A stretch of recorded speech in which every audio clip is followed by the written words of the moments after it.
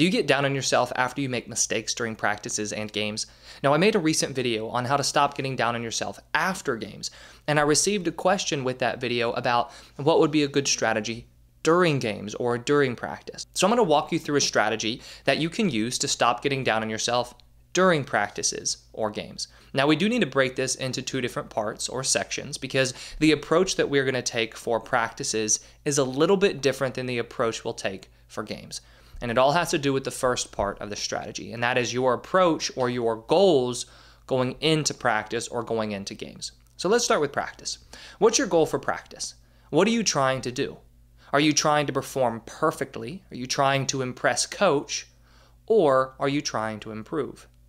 The best approach to take for practice is to work on improving. That is what your goal is. It's to go in there to work on improving and getting better.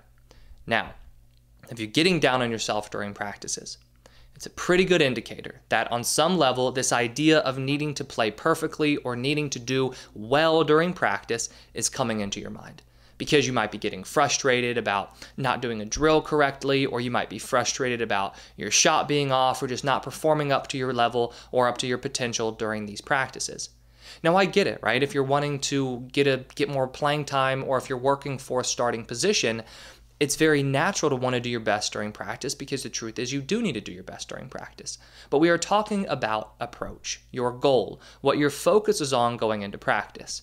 And whenever your focus is on, I need to perform perfectly, or I need to impress coach during practice today so that I can win more playing time, this is where we see fear develop. And this is also where we see it become very difficult to move past mistakes during practice. Because now mistakes during practice mean you are not living up to your goal if your goal is to perform close to perfect or to impress coach during that practice.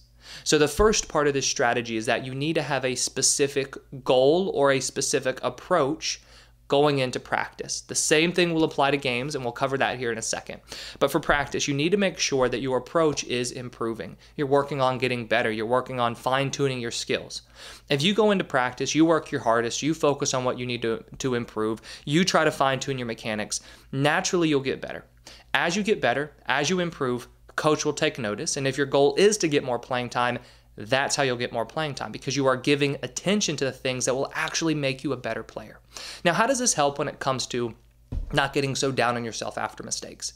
Well, expectations are a huge part of my strategy for helping athletes manage mistakes. And it's something we talk about a lot in one-on-one coaching. And if you are interested in learning more about the one-on-one coaching I offer, I've put a link to learn more in the description below.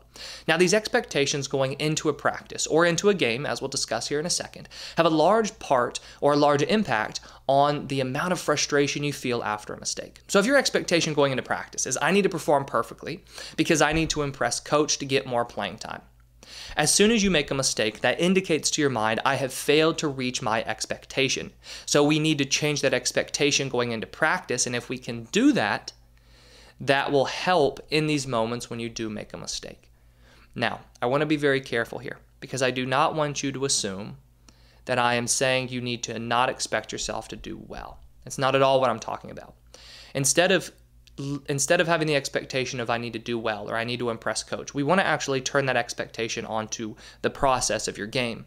So the process of your game for practice, if your goal going into practice is to get better, has to be about what will help you get better. So this means giving full attention to your effort, giving full attention to the drills that you are doing, trying to learn from your mistakes when you do make the mistakes. But when your expectations change to I expect myself to do everything that I can to get better today in practice, that can help to reduce this amount of frustration and disappointment you feel when you do make those mistakes. So now, how does this apply to games?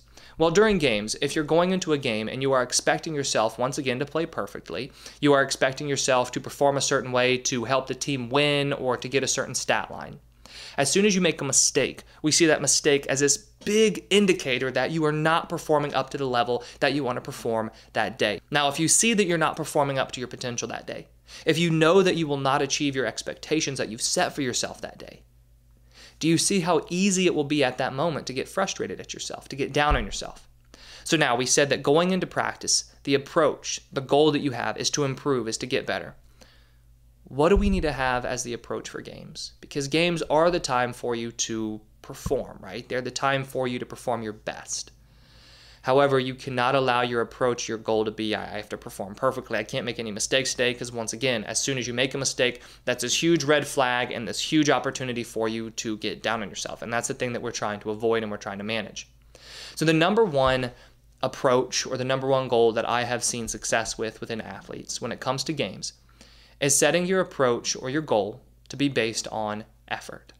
So I know that sounds very kind of simple, right? It sounds pretty simple. But the truth is, when you give full effort, if you have practiced well enough, if you have prepared well enough, you don't need to try to do anything special during the game. You just need to give full effort, be fully focused, and that will help you perform your best. And if you give full effort, this does not allow you to play with fear. It does not allow you to hold yourself back, which is another thing that we can see happen during games. If you go into this game thinking, I have to play perfectly, I have to make no mistakes. So we are shifting what it means for you to play well. Instead of thinking I have to make no mistakes, I have to play up to this, this certain level, this certain standard that I have for myself, we're turning that standard onto something that you can actually control. Now, something I talk to a lot of athletes about is this idea of being fair to yourself when it comes to the expectations that you have for games. It's not fair to say, I expect myself to perform up to this level during games if that's not within your control, especially if you see yourself getting frustrated or down at yourself after these mistakes during games.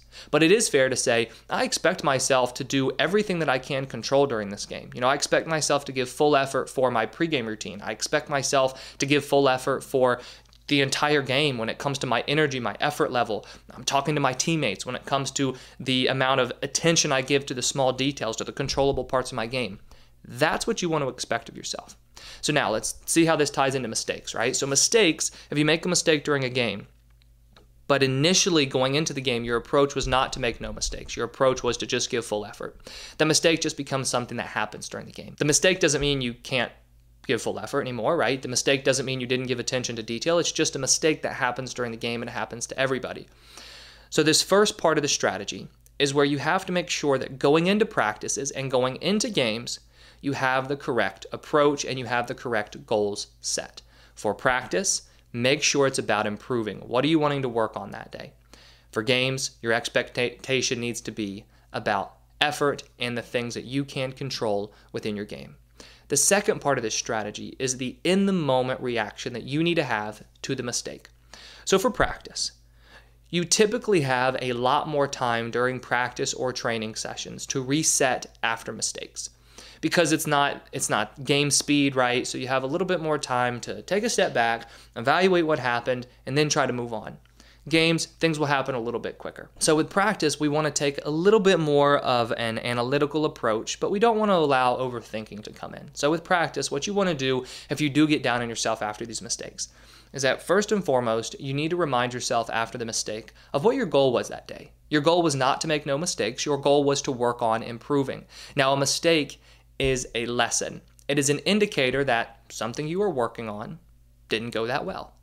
So you want to look at it like that. You don't want to look at it as a reason you're not playing well that day. And that's the biggest factor into getting frustrated with yourself, is that you see this mistake during practice as a reason I'm not good enough today. That mistake needs to be an indicator of what you can work on. So you want to take a step back and first remind yourself of what your goal is.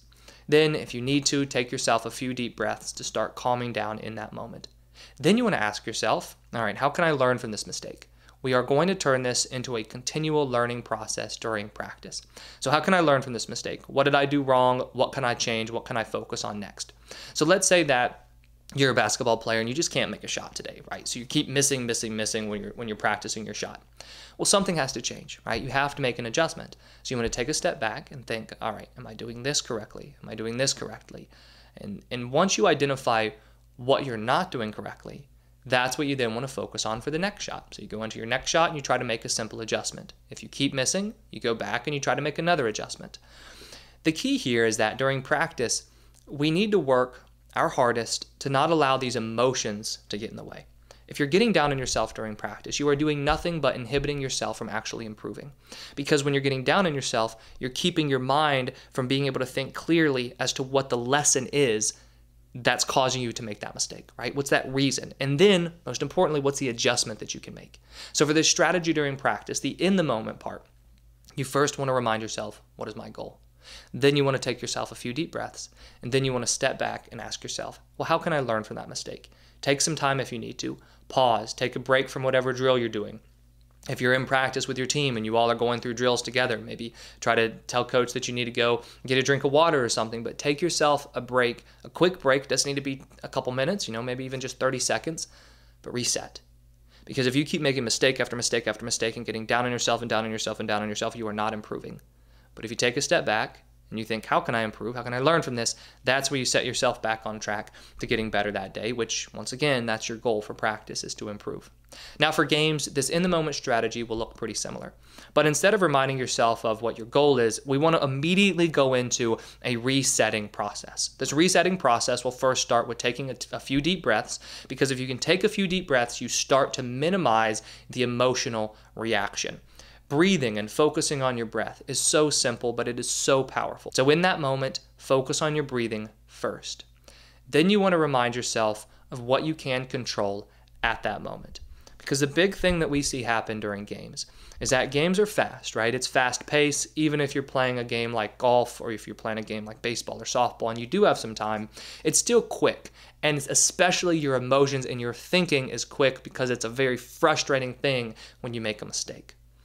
So what we want to do is we want to start slowing all that down with your thinking, but we do need to get you moving on as quickly as possible.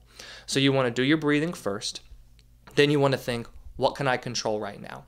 Because you don't want to get hung up on that mistake. And that's the biggest thing that can happen when you do get too down on yourself, is that you're stuck on this mistake.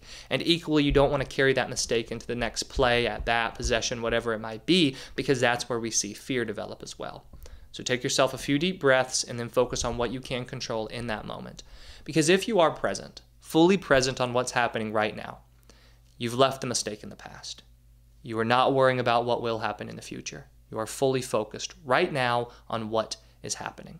So in the moment during games, breathe first and then focus on what you can control at that moment.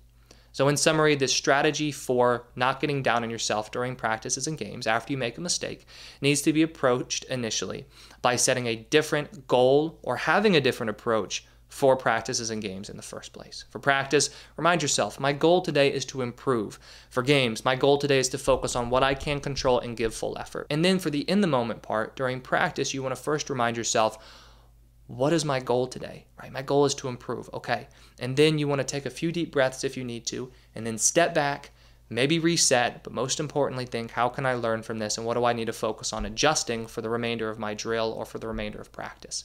And then for games, the in-the-moment strategy is all about letting go of the mistake as quickly as possible and resetting with confidence. We do this by first breathing right after the mistake, and then thinking, what can I control? Because if you are present, you are focused on what's happening right now, you are not thinking about the mistake, and you are not worried about the future. So try this strategy to help yourself not get so down after mistakes during practices and games. If you have any questions about this video or would like me to cover any other sports psychology topic, please let me know in the comments below. I hope you enjoyed this video, and if you did, please hit that like button and subscribe if you haven't already. I put out new videos each week on sports psychology and mental training.